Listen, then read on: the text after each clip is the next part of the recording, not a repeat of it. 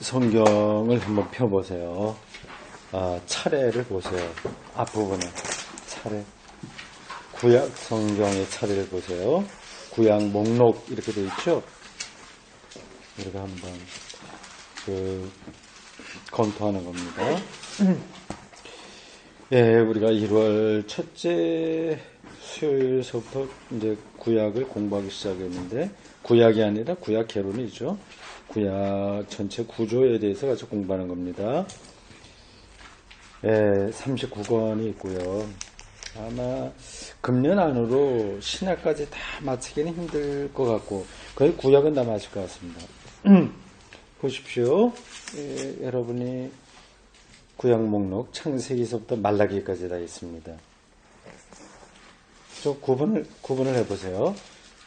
모세오경이라고 하는 부분이 맨 앞에 나오는 5권입니다. 창세기, 출애굽기, 레위기, 민수기, 신명기. 우리가 지금 그걸 공부하고 있죠. 창세기는 끝났고, 출애굽기에서 지난주에 한 부분 했어요. 오늘 이제 두 번째 부분이 나가고요. 다음 주까지 민수기를 다 끝내게 될 겁니다. 하여튼 구조상 보면 그렇습니다. 모세오경이에요. 창세기, 출애굽기, 레위기, 민수기, 신명기. 이거는 이제 이스라엘 역사를 보면 창조부터 족장들 이야기, 애굽으로 건너간 이야기, 거기서 소수민족으로 살다가 한 400년 만에 애굽에서 탈출하는 이야기, 그래서 광야에서 한 40년 동안 있다가 가나안으로 들어가기 직전까지의 이야기입니다. 모세오경은. 이게 신명기까지. 신명기는 몇 번 했으니까 아시죠? 이게 모세의 연설이라고요. 그러니까 가나안 땅 들어가기 직전. 가나안을 들어가려면 지난주에 얘기했죠. 여기 쭉 광야 배회하다가 원래 직진으로 뚫고 올라가면 그럼 이제 가나안, 요단강 서안이 가나안 땅이거든요. 팔레스틴이라고 하는. 그쪽 가게 되는 건데 이 사람들이 하여튼 뺑뺑 돌다가 오른쪽으로 빠지게 됐습니다. 그러니까 요단강 동편이에요. 가나안이 아닙니다.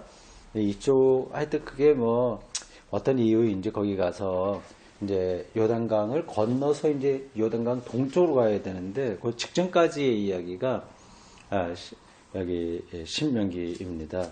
모세가 모압 광야에서 한 연설 신명기예요. 거기까지입니다. 그럼 당연히 그 다음부터 이야기는 요단강 건너가서 그 가나안 땅을 정복하는 이야기겠죠. 굉장히 오랫동안 지속됩니다.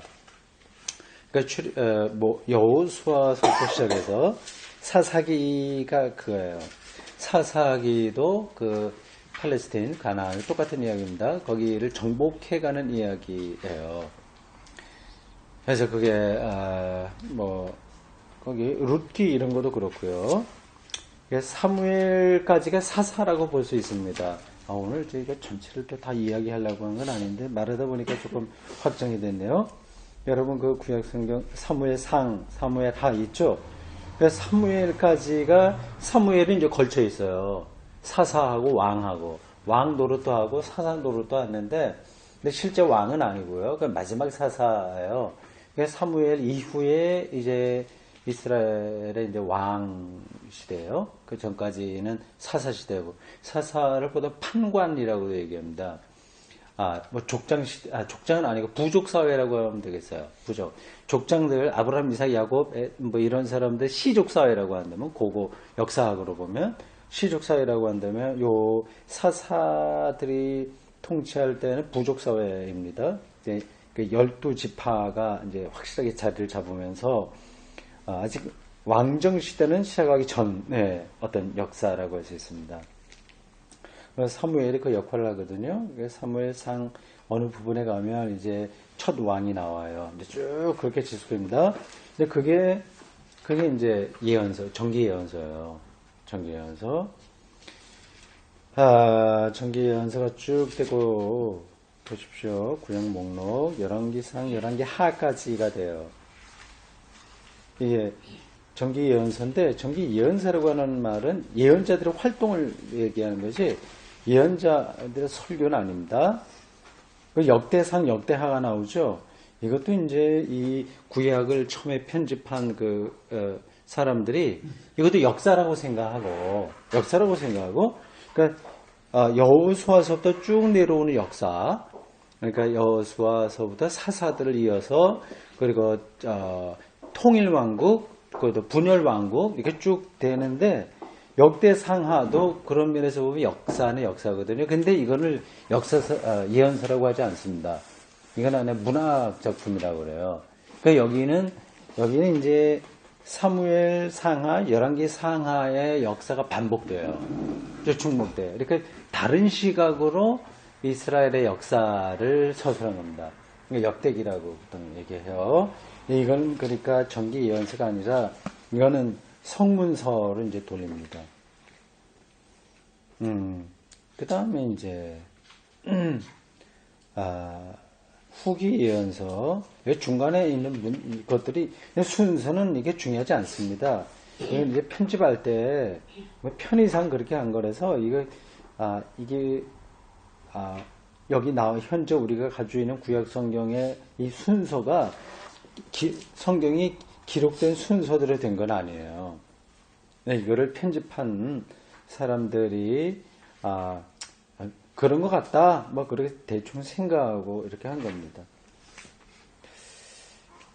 그렇게 되고 전기 예언서가 그렇게 되고 후기 예언서는 거기 중간 밑으로 내려오면 이사야, 예레미야, 에스겔 여기까지 이 세 권이에요. 아니 이게 예언서죠. 후기 예언서 이 세 권하고 그 뒤로 나오는 12개의 소예언서.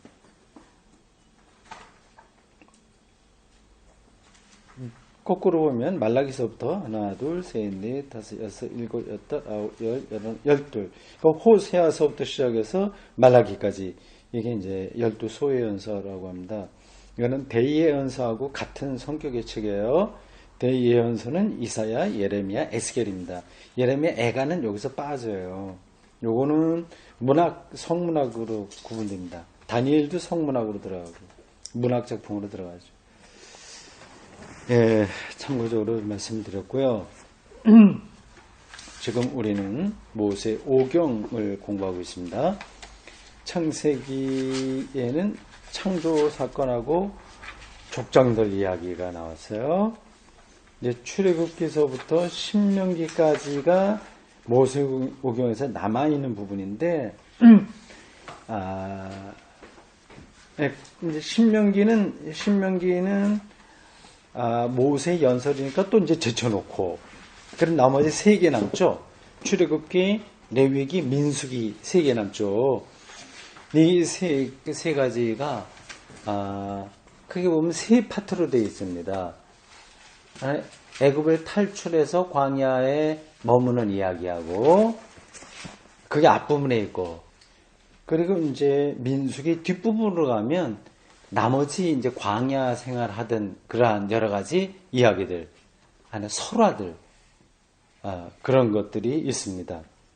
그리고 가운데 있는 게 법전이에요. 법전. 코드라고 해서, 제사 법전, 성결 법전, 이겁니다. 네, 여러분들 머릿속에 정리되셨죠? 모세오경, 창세기서부터 신명기까지 이거를 크게 셋으로 나눈다. 창세기하고 신명기가 다른 부분이고 가운데 출애굽기, 레위기, 민수기가 있다. 근데 출애굽기, 레위기, 민수기도 크게 또 셋으로 구분한다. 출애굽기 앞부분에 애굽을 탈출하는 거하고 광야에서 생활하는 모습들이 있고요.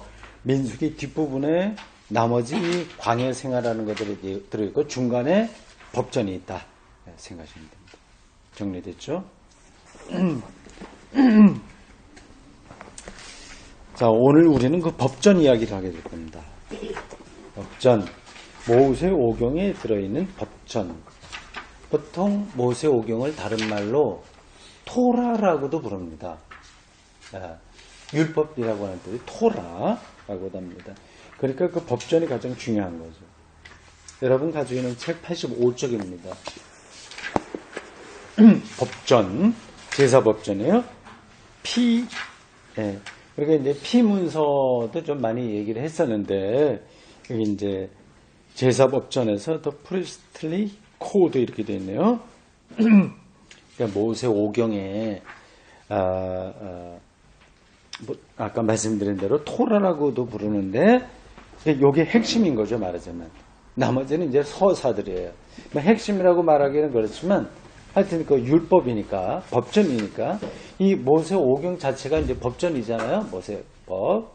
그래서 그 율법이라고 하는 점에서 좋습니다. 중요한 그런 이야기입니다. 그 내 왼쪽에 앉으신 분들 어두워서 잘 보여요? 괜찮아요? 괜찮아요? 조금 키워주시죠. 네, 너무 어두워. 네.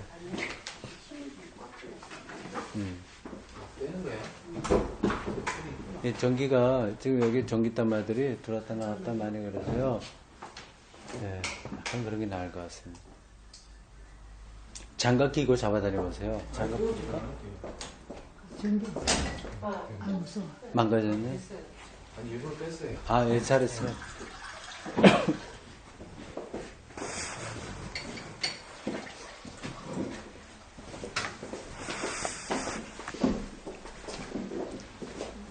네, 그 책을 봅시다. 24장과 34장 다음에는 제사법전이 따라온다. 그 출애굽기를 얘기하는 겁니다. 출애굽기. 그 출애굽기에 하면 그 말뜻만 보면 애굽을 탈출했다. 그 이야기만 있는 거 같잖아요. 그러니까 뭐 신나는 이야기, 막 홍해가 갈라지고 뭐 10가지 재앙이 내리고 뭐 등등 이야기.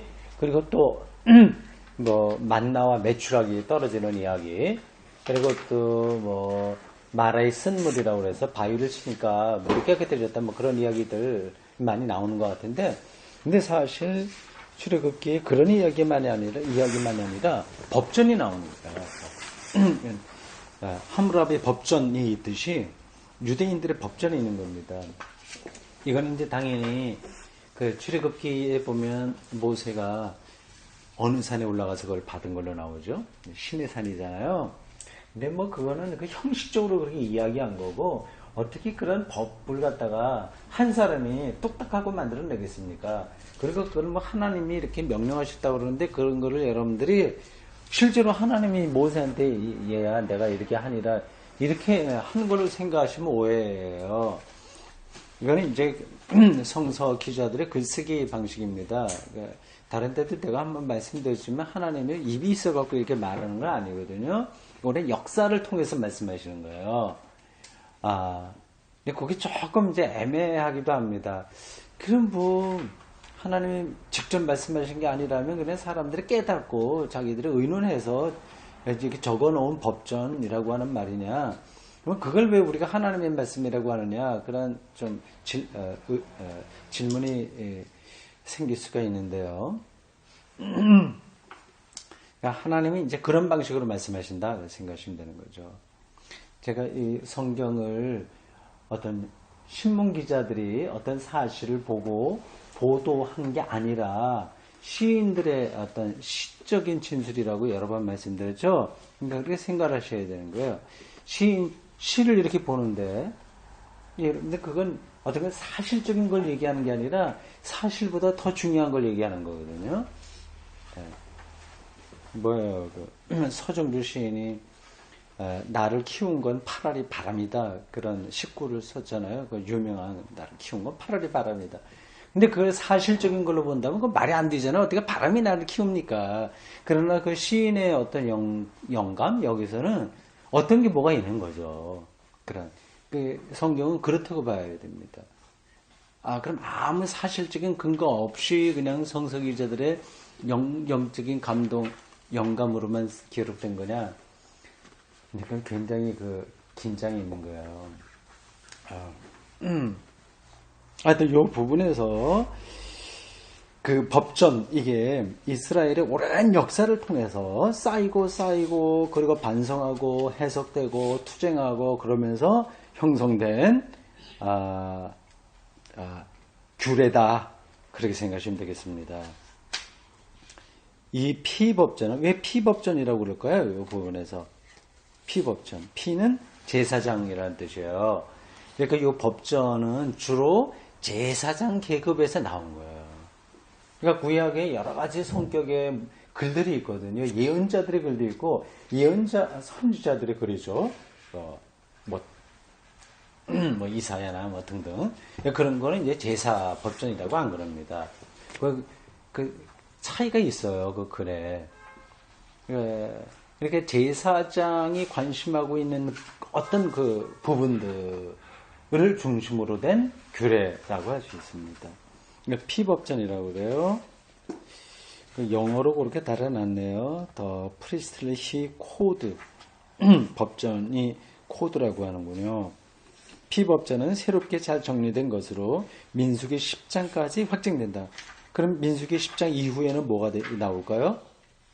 다시 광야에서 벌어졌던 여러 가지 설화들, 사건들 이런 게 나오죠. 예. 출애기서부터 민수기까지 그 중간은 법전이야. 그리고 양 사이드는 어떤 일어난 사건들이라고 생각하시면 됩니다.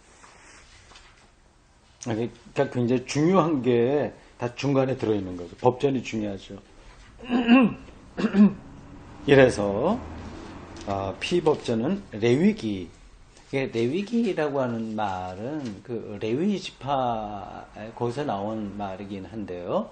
지금 12지파 중에서 레위 지파 있지 않습니까? 근데 그 레위기라고 하는 거는 이게 이제 레위 지파 사람들이 하는 일이 이 보통 성소, 제사, 업무 이런 걸 주로 맡았어요. 12지파 중에서 그 사람들만 맡았어요. 그래서 그 사람들은 이제 팔레스타인 땅, 가나안 땅을 이제 분할할 때 12지파에게 분할해서 거기 정복해라 그렇게 하는데 레위 지파는 주지 않았습니다. 그러니까 나머지 지파들이 나눠 갖고 그들이 10분의 1씩 일부분 꼭 10분의 1이 아니라 하여튼 부분해서 레위 지파들은 그거는 말하자면 목사나 뭐 이런 교회에서 일하는 사람들의 어떤 그러니까 꼭 제사장이 되는 건 아니에요. 그들은 띨감 하는 사람 띨감만 하고 수리하는 사람은 수리하고 그런 것들이에요. 레위 지파에 속해 있으니까 당연히 제사 업무가 중심이죠. 레위기 17장에서 26장을 포함하게 되는데 이 부분은 한때 독립된 율법집으로 존재했었고 독립됐다 그렇게 따로 있었다는 거예요. 그렇지? 따로.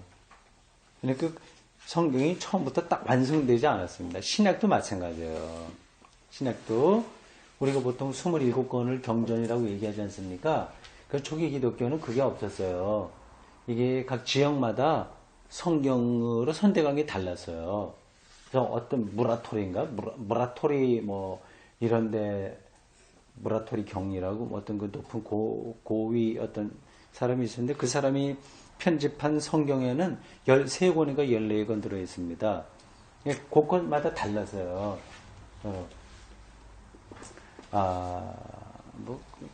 아주 굉장히 다양했죠. 근데 그게 천천히 이제 교회 회의를 통해서 결정한 겁니다.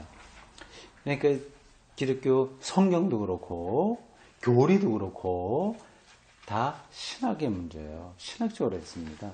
이게 다 어떤 신학자들이 토론하고 경론을 벌이고 거의 이단 논쟁 비슷하게 이렇게 싸우면서까지 어떤 진리를 지켜내려고 하는 노력의 결과로 성경이 나왔고요. 그러니까 이건 기도만 해서 되는 문제가 아닙니다. 이 진리라고 하는 것은 아주 명백한 이성적이고 합리적인 어떤 그 근거에 의해서 설명이 가능해야 되기 때문에 신학적이지 않은 게 안 되는 거거든요. 네, 그런 전통으로 구약도 그렇고 신학도 그렇고 나왔다. 독립해 있었습니다. 나중에 피법전 속으로 들어가게 된 거예요. 좀 복잡한 이야기죠. 근데 그래도 무슨 뜻인지는 대충 전달이 될 겁니다. 레위기 1에서 7장에 나타난 율법집과 레위기 11장에서 15장의 정결법도 한때 독립적으로 존재했었다. 예. 정결법, 깨끗한 거예요. 그러니까 음식을 먹을 때도 정한 음식이 있고 부정한 음식, 그런 거 정말 이거 읽다 보면 정말 쓸데없는 얘기 같은 것도 되게 많이 있습니다. 여러 가지. 그러니까 어떤 사람이 앉았던 자리가 이게 부정하냐, 깨끗하냐, 뭐 이런 거. 시체를 만졌다가 어떻게 되냐, 뭐 이런 것들 해갖고, 고대인들의 어떤 위생법, 그런 것에 영향도 많이 받는 거죠.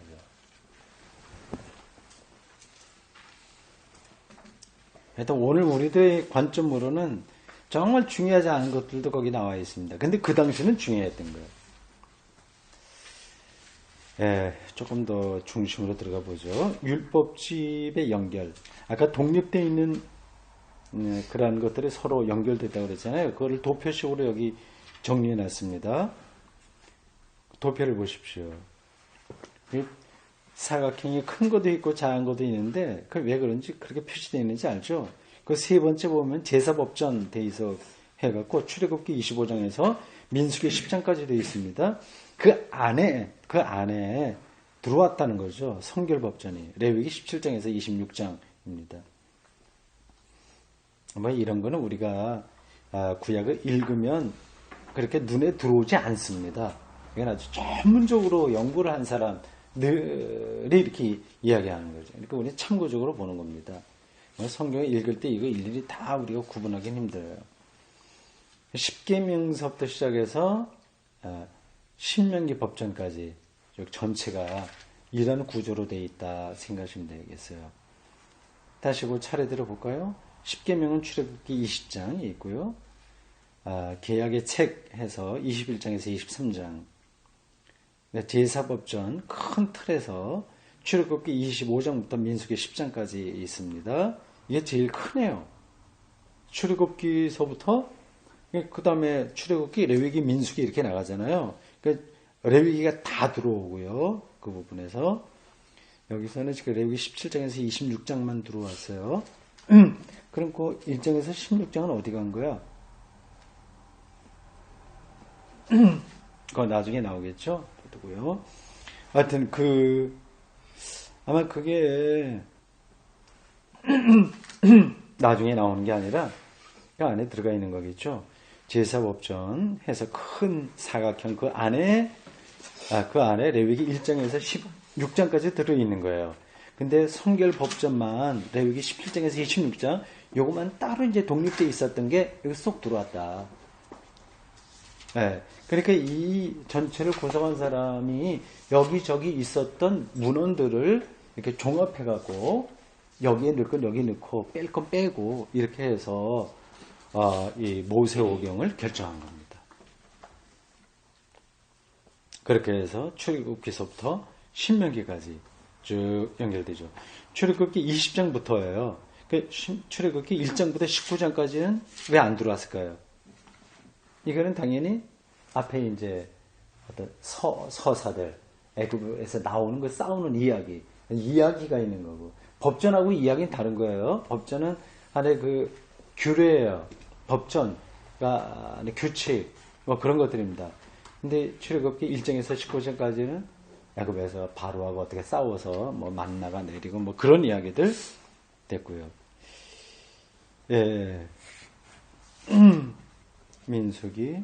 근데 여기 신명기는 하나 들어왔네요. 신명기는 모세의 연설인데 그 중에서 이 부분이 법전에 속한다고 그러네요. 복잡하죠? 네, 됐습니다. 율법집에 그렇게 연결되는 걸 보시고요. 오른쪽으로 넘어가서 큰 두 번째로 율법의 기본 유형에 관한 이해예요. 율법의 유형. 기본적으로 다음과 같은 유형으로 되어 있어요. 형식, 폼이에요. 첫 번째는 명령. 뭐 하지 말라, 하라, 명령. 두 번째는 법규. 뭐가 어떻다.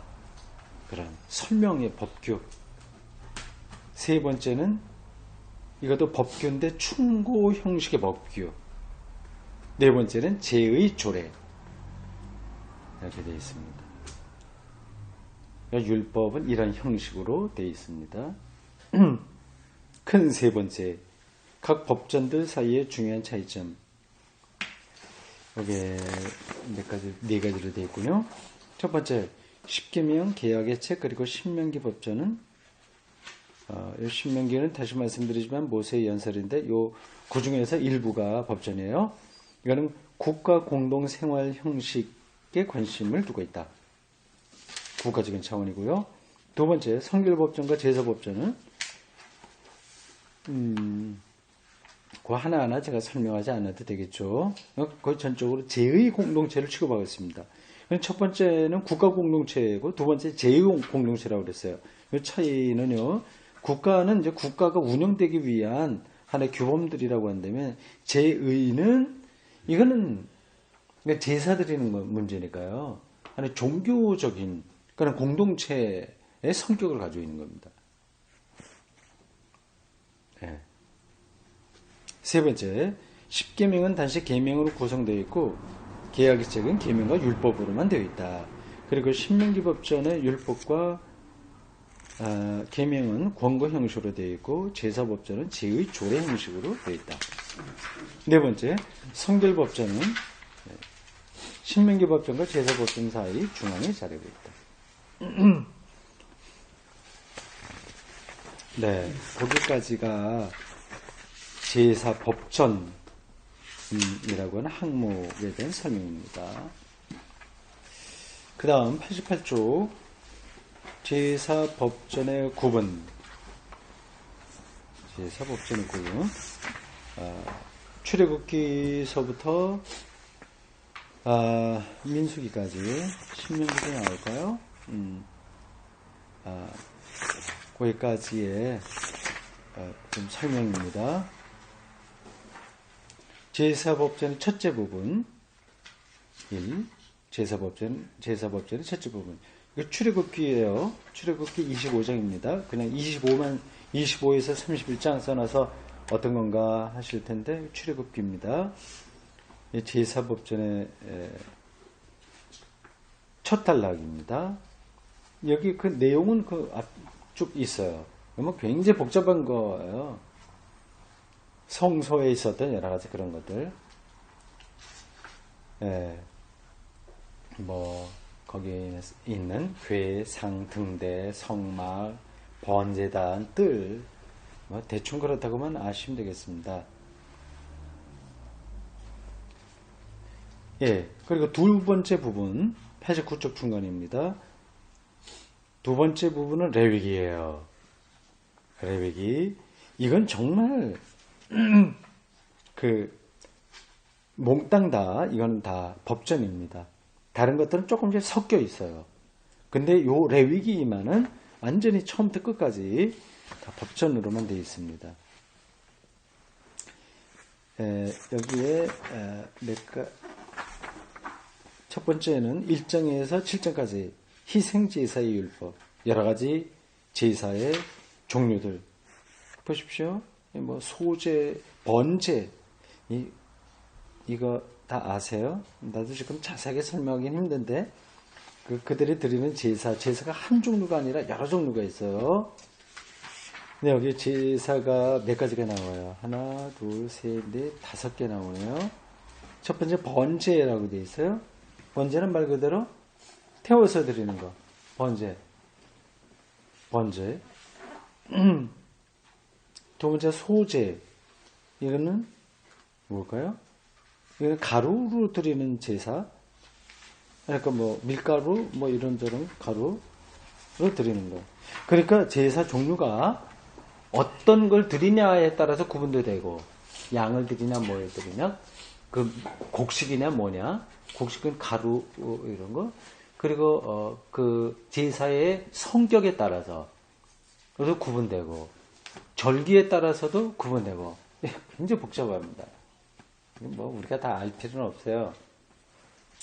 여기 나온 것만 보면 소제는 가루로 드리는 것 같고, 화목제는 이건 이제 거의 하나님과의 관계를 이제 화목하게 한다 그 뜻이고요.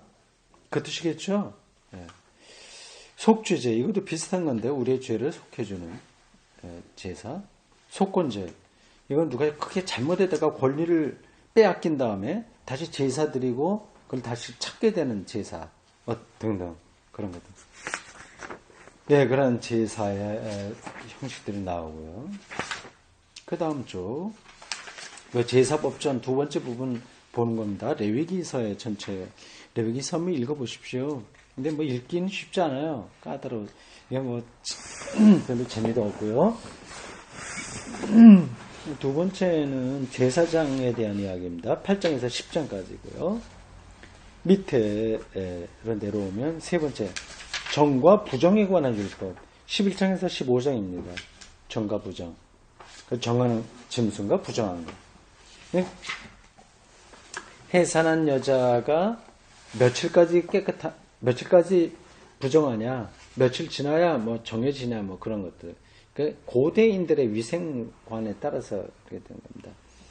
뭐, 병 걸린 사람들, 뭐, 등등. 유출병의 부정. 옛날에는 피라고 하는 게 생명 자체로 생각했으니까 지금도 생명 똑같은 건데요. 근데 이걸 그러니까 피를 쏟는다고 하는 것을 굉장히 부정하게 생각을 했어요. 네 번째는 속죄의 날. 뭐 하나하나 다 자세하게 보려면 시간이 무한정 가니까 거기에 레위기 16장이 나오고요. 그 다음에 92쪽 성결법전입니다. 17장에서 26장까지 좀 상당히 기네요. 쭉 나옵니다. 그 항목들이 보십시오. 성결법전, 거룩하게 하는 법전이다. 그러니까 개인을 거룩하게도 하고, 뭐 공동체를 그렇게 하기도 하고, 제사장을 거룩하기도 하고, 뭐 그런 것들. 특별히 거기 11번 보면 93쪽에 번호에 보면 11번 안식년과 희년 이런 게 나오죠. 이런 거는 참 굉장히 유대인의 법전이지만 사회적인 차원이 강한 겁니다. 안식일부터 시작하는 건데요. 안식일, 안식년, 희년. 안식일은 6일 지난 다음에 7번째 하루예요. 쉬는 거예요. 그게 얼마나 혁명적인 건지 아시죠? 예. 근데 그날 7일 중에서 하루를 쉬어라. 근데 쉬는데 절대 일하면 안 되고요. 근데 이거는 사실은 거의 하인들, 노예들 이런 사람들을 위한 법이라고 생각해도 좋습니다. 왜냐하면 뭐 소위 말해서 양반들은 쉬라 말라 하지 않더라도 늘 쉬거든요. 근데 못 쉬는 사람은 이 하인들이었습니다. 이 사람들도 일하면 안 된다. 법적으로 딱 묶었으니까 얼마나 그게 혁명적이에요. 벌써 몇천 년 전에 하인들, 노예들도 일하지 마라. 하루만은 최소한도. 그러니까 이건 대단한 사회혁명적인 기운이 있는 거예요. 이미 학자들도 그건 다 인정합니다. 유대인들이 인류에게 이제 유산으로 물려준 것 중에서 가장 중요한 게 이 안식일 개념입니다. 쉰다고 하는. 이건 정말 오늘 현대인들도 더 깊이 생각해야 되는데, 뭐 단순히 주일날 교회 나온다의 차원이 아니라, 쉼이라고 하는 거를 그냥 이렇게 노력하지 않고 이렇게 무의도식 하는 것처럼 생각해서 그걸 좀 이상하게 생각을 할 수 있거든요. 쉰다고 하는 의미를 새롭게 생각해야 되고요. 안식년이라고 하는 게 있습니다. 그러니까 6년 일하면 1년 쉰다 이런 건데 1년 그냥 논다는 얘기 아니라 이거는 주로 어떤 거에 해당하냐면 땅이에요. 땅. 6년 동안 농사 지은 다음에 한 해는 그 농사 지으면 휴경에 들어가야 돼요. 그러니까 이게 땅을 이제 7조각 내야 되겠죠. 그래서 한 조각은 늘 쉬게 해야 돼. 그러니까 돌아가면서 농사를 지으면 돼요. 그러니까 7분의 6을 농사 지는 거야 계속. 그렇게 하나하나 이렇게 돌아가게 되면 한 부분은 이제 결국 쉬는 거 아니겠습니까? 그러니까 그 유대인들의 이 사고방식이 굉장히 지혜롭죠. 이렇게 생태적인 어떤 지속 가능한 이 생태 리듬을 벌써 아는 거고요. 그뿐만 아니라 뭐 희년 같은 것도 나오는데 이건 77이 49 안식년이 7번 지나간 그 다음 한 해를 희년이라고 하는데 그때는 이제 이게 이제 안식년이 확대된 거거든요. 그때는 물론 모든 게 원상복귀되는 제도입니다. 그러니까 가난해서 몸이 팔려갔다고 하면 다 원상으로 또 빚을 졌다고 빚도 다 탕감받아요. 예. 그게 굉장히 혁명적이죠. 그러니까 시간이 지나면 이렇게 사회가 불균형될 수밖에 없는데 그걸 원래로 돌리는 어떤 힘들이 있습니다. 이런 것이 다 성결법전에 들어가는 거예요. 그 사회 전체를 거룩하게 만드는 거죠. 그러니까 이스라엘의 이러한 법전들이 그냥 종교적인 그러한 차원이 아니라, 만이 아니라, 한 종교가 이미 삶을 다 담아내는 건데요. 그러한 이 개인과 공동체를 건강하게 만들 수 있는 어떤 강제 규정이라고 할 수 있습니다. 그러니까 이렇게 법전으로 해놓지 않으면 사람들이 안 지키니까. 근데 그게 이제 그 율법화 돼갖고, 그게 오히려 인간의 삶을 파괴하게 돼서 예수님 당시에는 문제가 많았습니다만, 어쨌든 이건 중요한 그런 건강, 사회, 개인 건강에 좋은 가르침이다 볼 수 있습니다. 제사법전의 세 번째 부분입니다. 그러니까 법전이 세 부분이 있어요. 세 부분. 하나는 출애굽기 뒷부분, 하나는 레위기, 또 하나는 민수기. 세 번째입니다.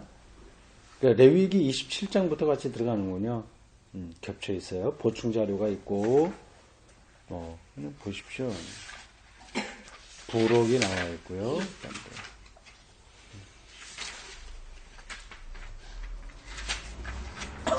네. 그렇게 해서 있고, 거기, 추가 보충 자료까지 들어가 있네요. 됐습니다. 그 95쪽 중간 패러그래프예요. 이제 거의 마지막, 오늘 공부해야 될 마지막 부분입니다. 그러니까 이 법전을 정리해주고 있는 거예요. 법전. 예, 우리는 지금 법전 세 가지를 보았습니다. 첫 번째는 출애굽기, 두 번째는 레위기에 있는 것, 세 번째는 민수기에 있는 부분입니다. 민수기 10장 다음에 피법전의 보충 자료가 있는 것을 볼 때 이 속에 있는 많은 규약은 오랜 기간 동안에 발전한 것이라고 하는 것이 분명하다. 이 사실만이 시내산의 율법 수여 사건과는 거리가 먼 자료가 얼마나 많이 민수기 6장에 나타난 피법전의 마지막 부분 다음에 첨가되었느냐 하는 것을 설명해 줄 수 있다. 그래서 이 보충 자료는 광야 유랑의 후반기에 관한 보고 중간에 자리 잡게 되었고, 나중에 있었던 것이 들어와 있다는 거예요. 요단 동편 지역을 정복하는 기사와, 그러니까 요단강 사실은 서편이 이제 그 가나안 땅이거든요. 거기가 정복해야 될 텐데, 근데 일단 동편 지역을 정복하게 그 부분이 나와요. 그게 이제 민수기 뒷부분에 나옵니다. 요단 동편 지역을 정복하는 기사와 밀접한 연관을 맺게 된 것이다. 이러한 보충 자료의 성격을 보면 이 규약들은 한 개의 설화를 기초하고 있다고 하는 거하고, 한 개의 설화를 기초로 하고 있다고 하는 거하고, 뭘까요? 신해산 설화라고 할 수 있죠. 하여튼 율법은 다 신해산과 연관된 걸로 정리되어 있습니다. 이런 규약을 가지게 된 그 환경을 상기시켜주는 특징이 있다. 붉은 암송아지의 재를 이용하는 정결제를 드리는 방법은 고대 의식을 이용하고 있는데, 지금도 우리가 지난주 수요일이 제2의 사순절 수요일이라고 하거든요. 사순절 시작기에 재를 상징하는 그런 거 연관됩니다. 이것은 속죄의 날에 사용한 것을 회상케 한다. 신약의 히브리서 9장에서는 이러한 종류의 정결례가 그리스도의 희생을 통한 정결례, 이게 뭐 문장이래. 다시 읽겠어요. 신약의 히브리서 9장에서는 이러한 종류의 정결례가 그리스도의 희생을 통한 정결례를 그 대형으로 채용하고 있다. 이렇게 되겠네요. 이 번역이라서 이게 서로 이렇게 좀 왔다 갔다 하게 되어 있네요.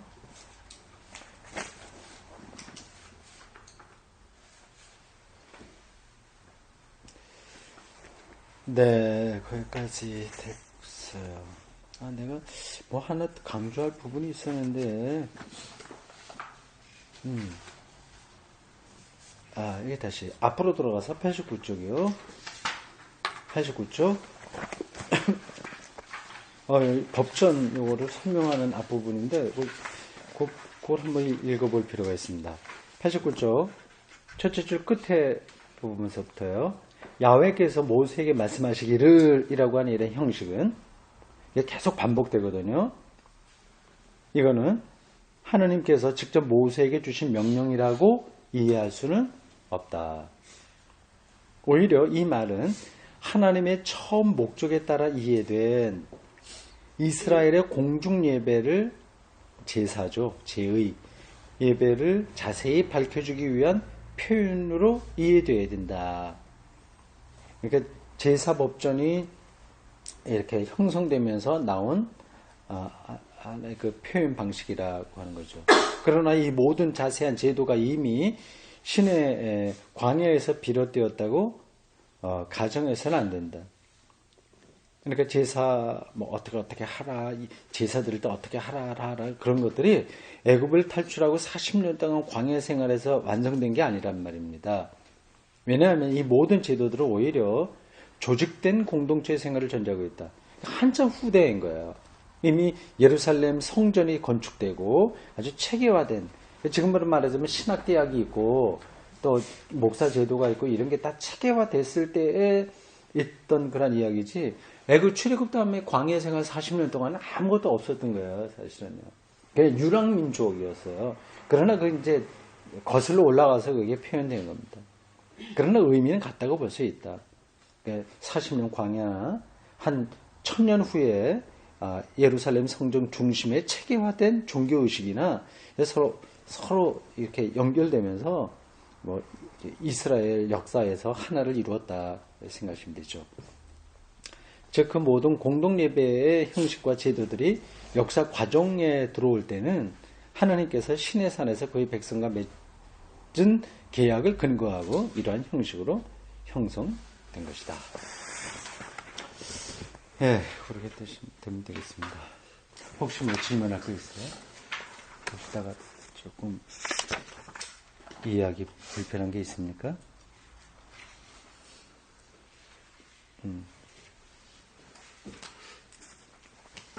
기도하겠습니다.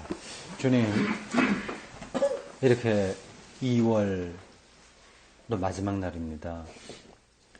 2012년 2달도 벌써 끝났습니다.